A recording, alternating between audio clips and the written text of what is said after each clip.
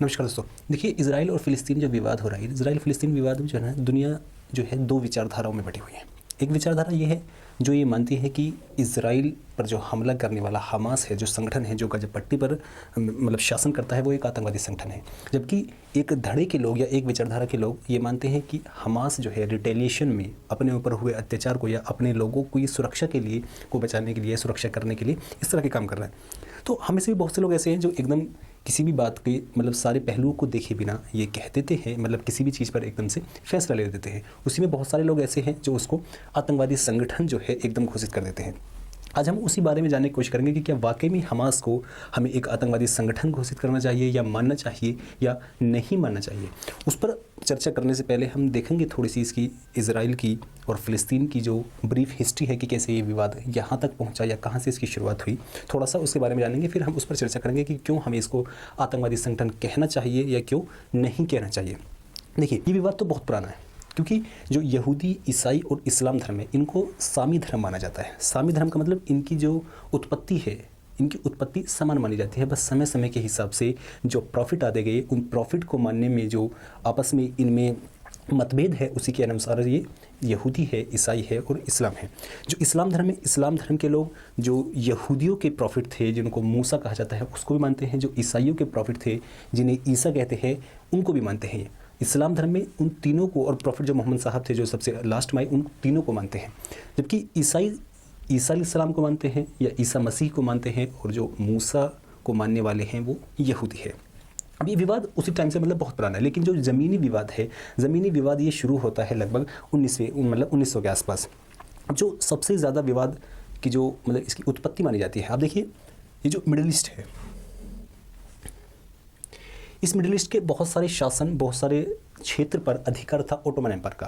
लेकिन प्रथम विश्व युद्ध शुरू होता है, और प्रथम विश्व युद्ध में जो ओटोमन एम्पायर है, जो उस्मानी सल्तनत है, जिसको आज हम टर्की या तुर्किया बोलते हैं, वो हार जाता है। अब जब वो हार जाता है तो उसके बहुत सारे एरिए पर, जैसे एक संधि होती है सी ब्रिज की संधि, सी ब्रिज की संधि में तुर्की का या ओटोमन एम्पायर का जो है विघटन कर दिया जाता है, और उसको बहुत सारे एरियो में बांट दिया जाता है, और उसके बहुत सारे एरियो पर जीतने वाली पार्टी जो है वो अधिकार कर लेती है। और जो ये फ़िलिस्तीन है, ये फ़िलिस्तीन वाला एरिया जो है ये आता है ब्रिटेन के अधिकार में। किसके? ब्रिटेन के अधिकार में। तो ब्रिटेन इस पर कब्जा कर लेता है। तो उसी में 1917 में ब्रिटेन एक बाल्फोर डिक्लेरेशन करता है। बाल्फोर डिक्लेरेशन में वो कहता है कि जो जेविश पीपल है, जो यहूदी लोग हैं, उनके लिए एक होम स्टेट हो, एक देश हो, जो वो चिन्हित करते हैं इस फ़िलिस्तीन वाले एरिया को। लेकिन वही बात, जैसे हम यहाँ पर रह रहे और कोई बाहर से आकर, ये मतलब कुछ लोग हुए या ब्रिटेन के लोग आकर, जैसे हमारे यहाँ पर कॉलोनियाँ थी ब्रिटेन की, हम कॉलोनी थी ब्रिटेन के, अब वो हमसे आकर ये कहने लगे कि नहीं, आधा देश जो है आप किसी अन्य को देना होगा, तो जाहिर सी बात है हम भी विरोध करेंगे। तो वही विरोध जो है अरब के लोगों ने किया, अरब के लोगों ने। उसी में आगे चीज़ें बढ़ती हैं, और आगे जब चीज़ें बढ़ती है तो 1936 में एक पील आयोग का कमीशन, जो पील आयोग है, पील आयोग का गठन होता है, जो 2 स्टेट पॉलिसी लेके आता है। 2 स्टेट पॉलिसी मतलब कि आधा जो क्षेत्र है, आधा क्षेत्र या जो भी सहमति से बने कि इसमें से 2 देश बनाए जाए, एक यहूदियों के लिए हो और एक अरब लोगों के लिए हो। चूँकि आप जानते हैं कि 1936 तक यहाँ पर अरब के लोगों की संख्या जो है वो ज़्यादा थी, तो वो इस चीज़ से मना कर देते हैं। लेकिन 1936 के आसपास या 1937 में जो इजराइल, जो यहूदी का होलोकास्ट हुआ, जिसको बोलते हैं, जैसे आप हिटलर का सुना होगा आपने, हिटलर पूरी दुनिया से यहूदियों का जीनोसाइड करना शुरू कर देता है, होलोकास्ट करना शुरू करता है। अब उसी होलोकास्ट में क्या होता है, पूरी दुनिया में जहाँ जहाँ भी यहूदी लोग रह रहे थे, वो यहूदी लोग वहाँ से बचकर इस फ़लस्तीन की तरफ जो है भागना शुरू कर देते हैं। अब जब फ़लस्तीन की तरफ भागना शुरू करते हैं तो उस क्षेत्र में यहूदियों की संख्या बहुत ज़्यादा मात्रा में बढ़नी शुरू हो जाती है। जब यहूदियों की संख्या बढ़नी शुरू हो जाती है तो अब यहाँ पर क्या है, संख्या में बराबर हो जाते हैं। देखिए, यहाँ पर एक और इंटरेस्टिंग बात मैं आपको बताता हूँ। आप सब जानते हैं कि जो हिटलर था, हिटलर ने यहूदियों का होलोकास्ट किया। अब यहूदियों का जब वो होलोकास्ट करता है तो उसके लिए हिटलर सब बदनाम है। लेकिन आप जैसे आपने लियोपोल, हो सकता है एक लियोपोल नाम के व्यक्ति थे, आपने उसका नाम भी न सुना हो। वो जो लियोपोल नाम के व्यक्ति थे, उन्होंने अफ्रीका महाद्वीप में लगभग हिटलर से 20 गुना ज़्यादा आदमियों को मारा था, लेकिन उसको कोई नहीं जानता है। उससे भी आगे की बात, 1943 में जब भारत में, बंगाल में अकाल पड़ता है, तो उस अकाल के दौरान यहाँ पर शासन किसका था? ब्रिटिश का। अगर यहाँ पर कुछ आपदा होती है तो उसका जिम्मेदार कौन होना चाहिए? यहाँ का शासक होना चाहिए। तो 1943 के अकाल में जब अकाल पड़ा, और उस अकाल में लगभग 30 लाख भारतीय लोगों की जो है मौत हुई, लेकिन उसकी जिम्मेदारी कोई नहीं लेता है। क्यों? क्योंकि इन दोनों घटनाओं में जो पार्टी थी वो विजेता पार्टी थी। वहाँ लियोपोल्ड था, वो भी विजेता था, और यहाँ पर ब्रिटेन था, वो भी विजेता था। अब वो 1943 के अकाल को, बेशक वो अकाल है, लेकिन मैं ये क्यों कह रहा हूँ कि वो ब्रिटिश सरकार का या ब्रिटिश सरकार की जो जिम्मेदारी है वो क्या है।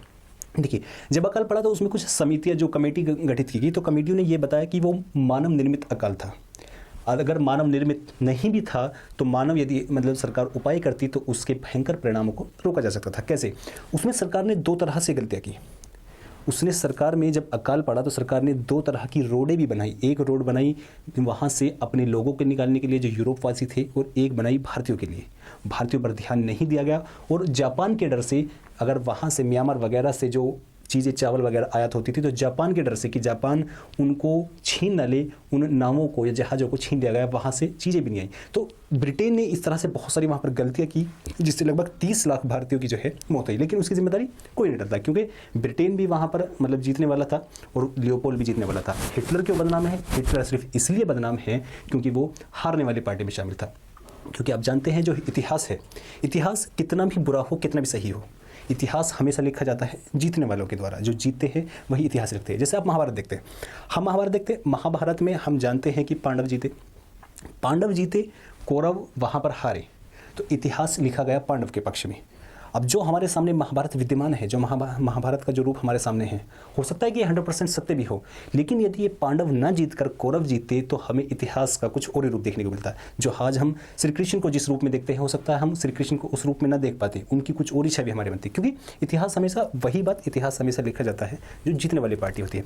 वही यहाँ पर हिटलर के साथ, हिटलर बेशक हिटलर ने गलत काम किया, उसने जन नरसंहार किया यहूदियों का, लेकिन उसको सब जानते हैं, उसको वो सब जगह बदनाम है। लेकिन लियोपोल्ड को और जो ब्रिटेन ने भारत में जो अत्याचार किया, या भारत के लगभग 30 से 40 लाख लोगों को मारा या मरने पर मजबूर किया, उसको कोई नहीं जानता है, क्योंकि वो दोनों जीतने वाले थे।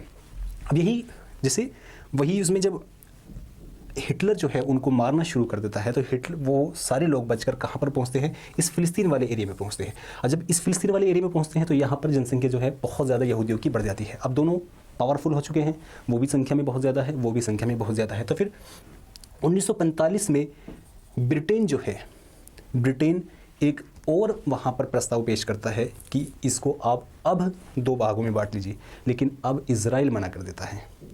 इसी कसमकश में जब कुछ समाधान नहीं निकलता है तो लड़ाई को बीच में छोड़कर वहाँ से 1947 में जो ब्रिटेन है छोड़कर फिलिस्तीन को चला जाता है, और मामला सौंप जाता है यूएन को, यूनाइटेड नेशन को, संयुक्त राष्ट्रों की, आप इसको संभालिए, मेरे बस की बात नहीं।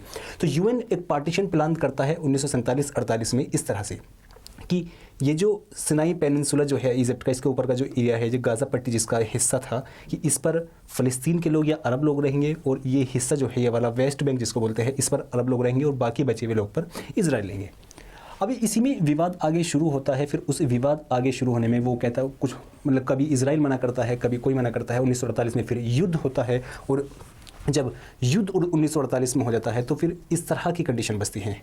जो ये गाज़ा पट्टी बस्ती है जो फ़िलिस्तीन के पास रहती है, जो ये वाला एरिया ये ख़त्म हो जाता है, और वेस्ट बैंक का भी बहुत सारे एरिया जो है वो इजराइल उस पर आकर मतलब जो आधिपत्य जो है वो जमा लेता है। फिर उसी क्रम में 1967 में अरब के 6 देश कौन से? सीरिया, जॉर्डन, लेबनान, मिस्र और इराक और फ़िलिस्तीन, इस तरह के 6 देश मिलकर उस पर इजराइल पर जो है हमला करते थे। वो युद्ध 6 दिन चलता है, 6 डेज़ वार जिसको बोला जाता है। वो युद्ध 6 दिन चलता है, और 6 दिन के युद्ध में इजराइल उन 6 देशों को हरा देता है, और उन 6 देशों के बहुत सारे छोटे छोटे से एरियो पर जो है कब्जा कर लेता है, और उनको अपनी क्या बना देता है? बफर स्टेट बना देता है। जैसे कुछ सीरिया का गोलान हाइट वगैरह कब्जा करता है, जॉर्डन का कब्जा करता है, कुछ इजराइल का पेनिनसुला जो है ये कब्जा करता है, लेबनान का कब्जा करता है। तो उस तरह के उन सबको हराकर उनके बहुत सारे एरियो पर जो है कब्जा करता है। फिर उसी क्रम में एक 1973 में युद्ध होता है जिसको याम कुपर युद्ध बोलते हैं, जिसमें देखते हैं कि जो अरबवासी थे उसने पूरी दुनिया की ऑयल सप्लाई बंद कर देते हैं। तो फिर उस पर इजराइल पर थोड़ा दबाव पड़ता है, और इजराइल जो है एक उसकी समझौते की भूमिका में आता है। तो फिर उसी में कुछ समझौता होता है, उसी समझौते में उसी क्रम में वो क्रम उस तरह से चलता रहता है। तो फिर 2005 में यूरोप जो इजराइल है, इजराइल इस गाजा पट्टी को छोड़कर चला जाता है। 2005 में इजराइल इस गाजा पट्टी को छोड़कर चला जाता है, और इस पर अधिकार कर लेता है या इस पर शासन करता है हमास। जिसके बारे में हम चर्चा करेंगे। वो हमास जो इस पर शासन करता है वो दो तरह से शासन करता है। उसकी मतलब दो शाखाएं हैं, एक शाखा उसकी एडमिनिस्ट्रेशन की शाखा है और एक शाखा उसकी आर्मी वाली शाखा है। सुरक्षा के उपाय भी वही देखता है और एडमिनिस्ट्रेशन के उपाय भी वही देखता है। अब वो जो सुरक्षा के उपाय देख रहा है, अब हम उसी को लेकर कुछ लोग उसको आतंकवादी संगठन बोलते हैं, कुछ लोग बोलते हैं कि वो रिटेलिएशन में काम कर रहा है। अब देखिए, अब यदि हम उसको आतंकवादी संगठन सिर्फ इस आधार पर बोले कि वो अपने लोगों को बचाने के लिए या अपने लोगों पर हुए हमलों के विरोध में हमले कर रहे हैं, तो आप बताइए कि 1857 की जो क्रांति हुई हमारे यहाँ पर, हमारे देश के मतलब जो हमारे पूर्वज थे, उन्होंने अंग्रेजों को हराने के लिए हथियार उठाए। रानी लक्ष्मीबाई ने हथियार उठाए, तात्या टोपे ने, नाना साहेब ने, दोनों मतलब इन्होंने सब ने हथियार उठाए। अब अगर उन्होंने हथियार उठाए तो उनको हम क्या बोलेंगे? आपको ये जानकर हैरानी होगी कि जो भगत सिंह, राजगुरु और सुखदेव हैं, जिनको ब्रिटिश हुकूमत ने सिर्फ इसलिए फांसी दी कि वो हमारे देश को आज़ाद कराने के लिए हथियार उठा रहे थे। अब वो हमारे लिए क्या है? हमारे लिए वो देशभक्त है, राष्ट्रभक्त है। क्योंकि राष्ट्रभक्त में और आतंकवादी में, जो टेररिस्ट बोलते हैं, टेररिस्ट में और राष्ट्रभक्त में बहुत छोटी सी रेखा है जो डिफरेंस पैदा करती है। एक ही व्यक्ति एक ही समय पर दो अलग अलग लोगों के लिए अलग अलग विचार रख सकता है। कैसे? जैसे एक ही व्यक्ति मेरे लिए आतंकवादी हो सकता है, किसी और के लिए वो राष्ट्रवादी हो सकता है। और एक ही व्यक्ति मेरे लिए राष्ट्रवादी या देशभक्त हो सकता है, दूसरे के लिए आतंकवादी हो सकता है। कैसे? भगत सिंह थे, भगत सिंह को ब्रिटिश हुकूमत ने हमेशा आतंकवाद की नज़रों से देखा, क्योंकि वो काम कर रहे थे ब्रिटिश हुकूमत को भगाने के लिए यहाँ से। लेकिन हमारे लिए क्या है? हमारे लिए वो राष्ट्रवादी है, हमारे लिए देशभक्त है, जिन्होंने हमारे देश को आज़ाद कराने के लिए अपनी जान दी। उसी तरह अब देखिए, अब राजगुरु सुखदेव हैं। आज भी जब आप हिस्ट्री की पुस्तकें पढ़ते हैं तो मतलब हम मानसिक रूप से इतने गुलाम हो चुके हैं कि आज भी हिस्ट्री की बहुत सारी पुस्तकों में उनको क्रांतिकारी आतंकवादी नाम से संबोधित किया जाता है। आज भी आप देख लीजिए, बड़ी कोई स्टैंडर्ड पुस्तक उठा के, आप स्पेक्ट्रम पुस्तक उठाइए जो लगभग यूपीएससी की प्रिपरेशन करने वाला हर बच्चा पढ़ता है, तो उसमें आज भी उनको क्रांतिकारी आतंकवादी नाम से संबोधित किया जाता है। ये हमारी मानसिक गुलामी का प्रतीक है। अब देखिए, हम उनको आतंकवादी आज भी मान रहे हैं क्योंकि ब्रिटेन ने उनको आतंकवादी माना था, तो आज हम भी उसी गाड़ी को उसी तरह से ढोते चले आ रहे हैं। तो उसी तरह जैसे हमास है, हमास को यदि हम सिर्फ इस आधार पर आतंकवादी माने, आतंकवादी संगठन माने कि वो अपने लोगों के विरोध में या अपने ज़मीन पर, उसकी ज़मीन पर जो कब्जा करने वाली ताकत है जिसको इजराइल बोलते हैं, उसको भगाने के लिए हथियार उठा रहा है, यदि इस आधार पर आतंकवादी माने, तो बताइए उनको हम क्या मानेंगे? तो वही बात है कि हमें किसी भी चीज़ को एक पक्षीय रूप से देखने की मतलब आवश्यकता नहीं है कि हम देखें कि उसके अन्य पक्ष क्या हो सकते हैं। जैसे हम यदि ग्राउंड पर 6 का बनाते हैं, अब वो एक तरफ उसके नॉर्थ में मैं खड़ा हो जाता हूँ और साउथ में कोई और खड़ा हो जाता है, तो एक व्यक्ति का वो 9 का प्रतीक होगा और एक व्यक्ति का वो 6 का प्रतीक होगा। गलत दोनों ही नहीं है, बस आवश्यकता है उनको अपनी जगह बदलने की। यदि वो अपनी जगह बदल देते हैं तो वो दोनों ही ये पाएंगे कि वहाँ वो दोनों ही सही थे, बस उनकी जो विचारधाराएँ थी वो परिस्थिति के हिसाब से सही नहीं थी। तो वही चीज़ है कि हमास को, या जैसे तालिबान को आतंकवादी संगठन मानते हैं लोग, बहुत सारे लोग बहुत आतंकवादी संगठन मानते हैं। अगर सिर्फ तालिबान को हम आतंकवादी संगठन इसलिए ही मानेंगे कि उसने अपने देश से रशिया को भगाया, अपने देश से विदेशी ताकत अमेरिका को भगाया। अब वो बेशक अन्य जो गलत काम कर रहा है, जैसे यदि महिलाओं पर अत्याचार कर रहा है या किसी कोई अन्य गलत काम कर रहा है, महिलाओं को अधिकार नहीं दे रहा है या कुछ और धार्मिक रूप से किसी पर कुछ धार्मिक विचारधारा थोप रहा है, तो उसको कटघरे में खड़ा करने की आवश्यकता है। लेकिन हम सिर्फ किसी भी उसको, चाहे वो हमारे क्रांतिकारी रहे जिन्होंने 1857 क्रांति में भाग लिया, या भगत सिंह, राजगुरु सुखदेव, अशफाकुल्ला खां, या जिन्होंने चोरी चौरा कांड में, काकोरी कांड में, यदि हम सिर्फ इस आधार पर उनको आतंकवादी संगठन मानेंगे या आतंकवादी उनको कहेंगे कि वो अपने देश को आज़ाद कराने के लिए विदेशी ताकतों से लड़ रहे हैं, तो मुझे लगता है कि ये उचित नहीं है।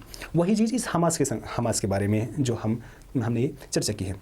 जैसे मैं आपको एक छोटा सा एग्जाम्पल और देता हूँ। जैसे आप उसको देखिएगा, बुरहान वानी, आपने एक नाम सुना होगा, बुरहान वानी।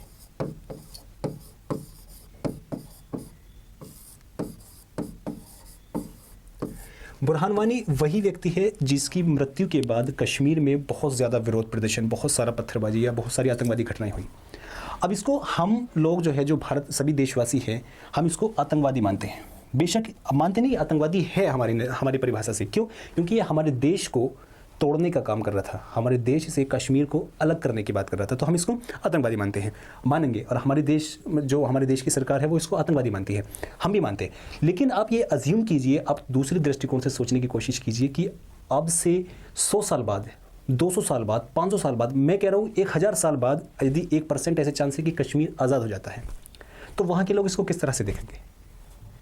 जैसे भगत सिंह को, राजगुरु को, सुखदेव को ब्रिटिश हुकूमत ने, क्योंकि उनका शासन था, उन्होंने आतंकवादी माना, लेकिन हमारे लिए क्या है, वो देशभक्त हैं, क्योंकि उन्होंने हमारे देश को आज़ाद करने के लिए लड़ाई लड़ी। अब ये बुरहान वानी, यदि कश्मीर किसी वजह से, हम कह रहे हैं कि 0% भी यदि ऐसे चांस हुए संभावना में कि वो आज़ाद हो जाता है, तो वो लोग इसको देखेंगे कि इसने उनके देश को आज़ाद करने के लिए अपनी जान दी, तो उनके लिए यही व्यक्ति जो हमारे लिए आतंकवादी है, यही व्यक्ति राष्ट्रभक्त बन जाएगा।